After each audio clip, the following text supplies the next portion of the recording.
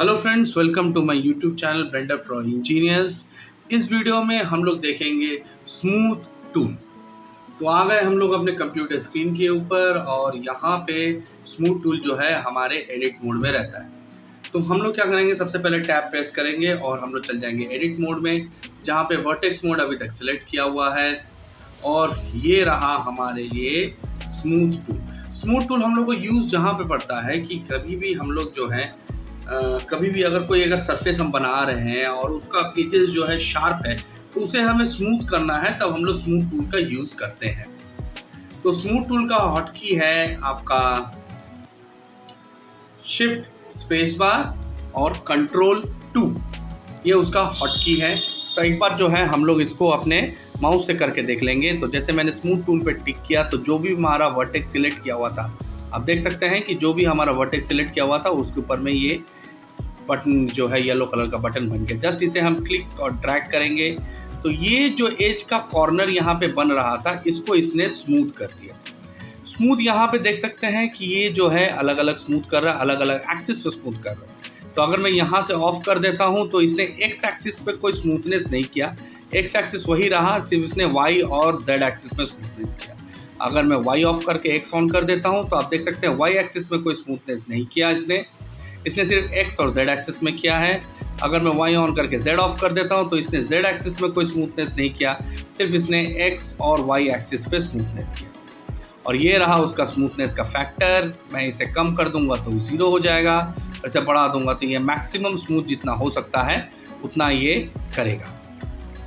ये जैसे करके इसके ऊपर में इम्प्लीकेबल है, जैसे करके इसके ऊपर में ये लागू होता है। तो मैं अगर इसे हटा के अगर मैं एज मोड में जाके अगर मैं ये एज सिलेक्ट कर लूँ तो ये फिर इस एज के ऊपर में भी काम करेगा। मिसाल के तौर पे मैं जस्ट इसे थोड़ा सा पुल कर देता हूँ और हमारा ये टैब आ जाता है।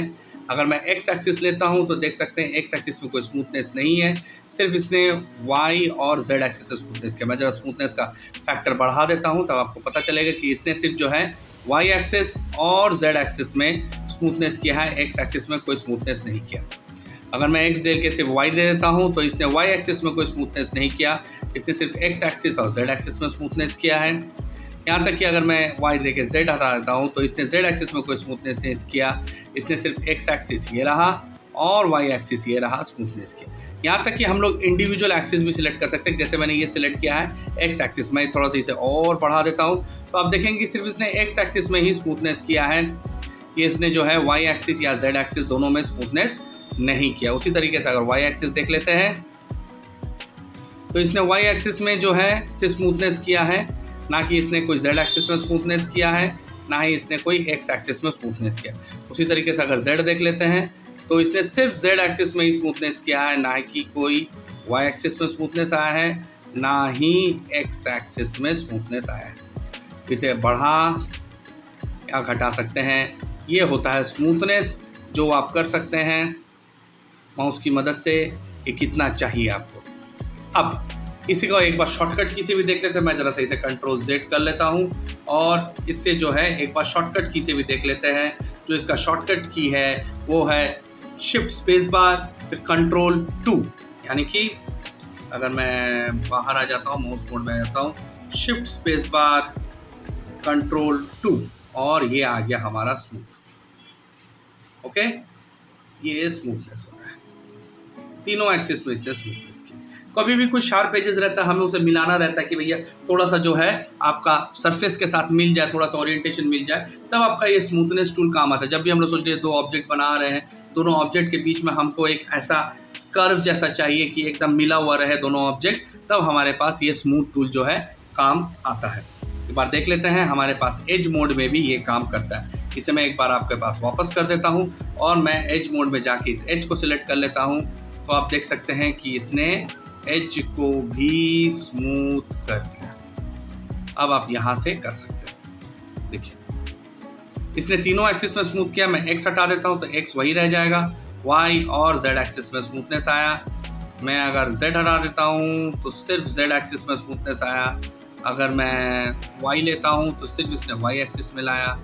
अगर मैं एक्स लेता हूँ सिर्फ इसने एक ये सब टूल्स हम लोग को जरूरत पड़ते हैं ना, जब हम लोग को जो है कोई शेप का डायमेंशन नहीं मालूम है, हमको जस्ट मिलता जुलता जो है उससे कुछ बनाना है, तब हम लोग जो है इस टूल का इस्तेमाल करते हैं।